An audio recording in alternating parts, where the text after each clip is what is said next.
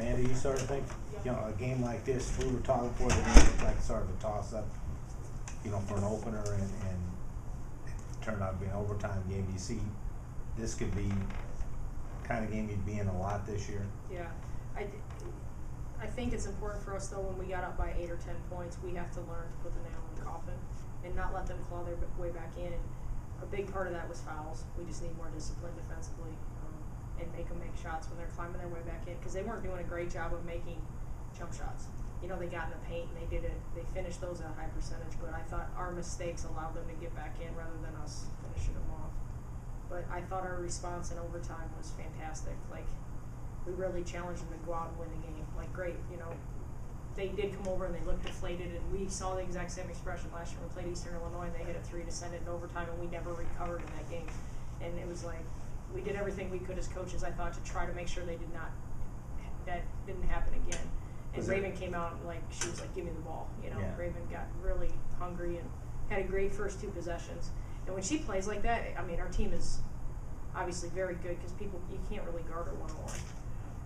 Were you surprised how Raven struggled there at the beginning? I know foul trouble really played a role in it, but yeah. It just seemed like she couldn't get into that rhythm. Yeah, and that's hard, you know, for her. And I think especially post players, that they have to be careful anyway sometimes, because they're bigger and they hit small guards. Sometimes they get those foul calls. So I thought she was playing really careful in the second half, especially when she picked up her 3rd one. And in overtime, it's like, well, if I foul out, I've been sitting out anyway. So she was just really aggressive and really pursued defensive rebounds, which we were missing a lot from her, which she's fantastic at.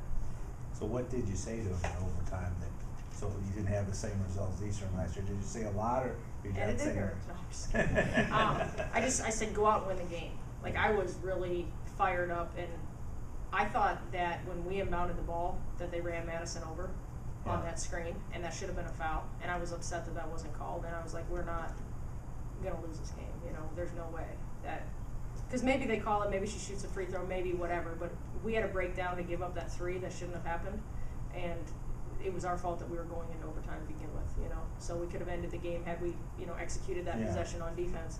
So we just said go out and, you know, find a way to get it done.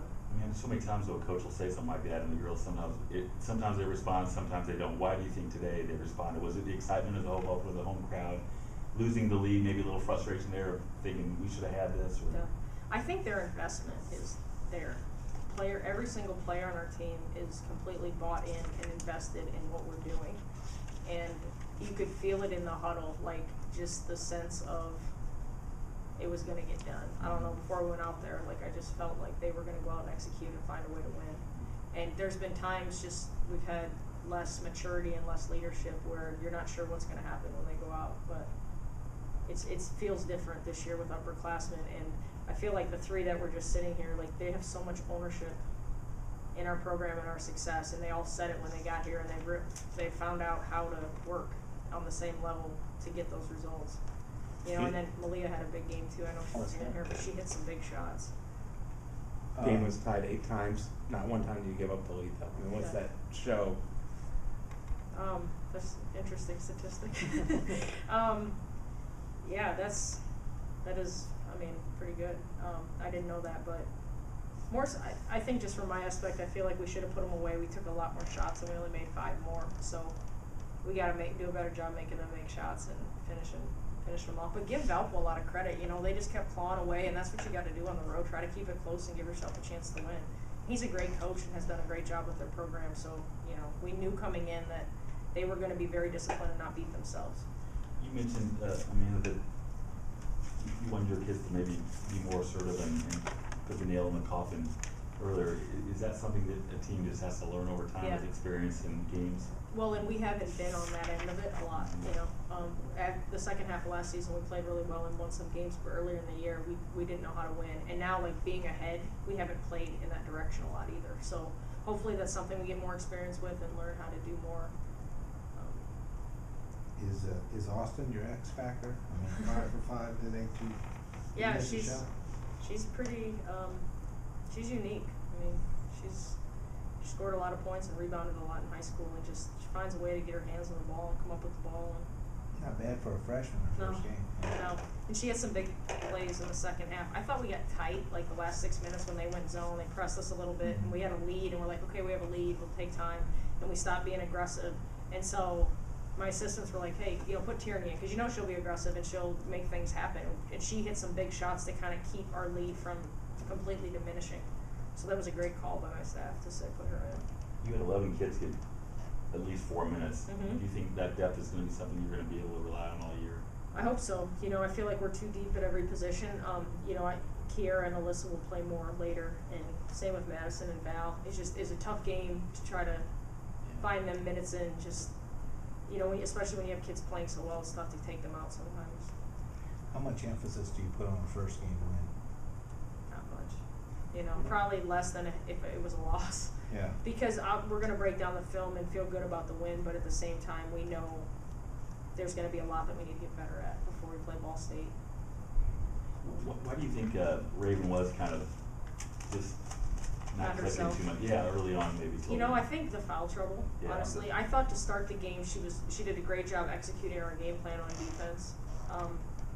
And she's the kind of player too that when she's effective, like she's more energized, I think. Yeah. And so when she struggled a little bit, she didn't get hardly any paint catches in the first half. She didn't take any shots. So I honestly, her making those free throws at the end of the game, like, kudos to her for staying invested in the game and staying mentally focused and not checking out because she was mad she didn't get touches. She never pouted, and that just tells you what a great, you know, leader she is on our team.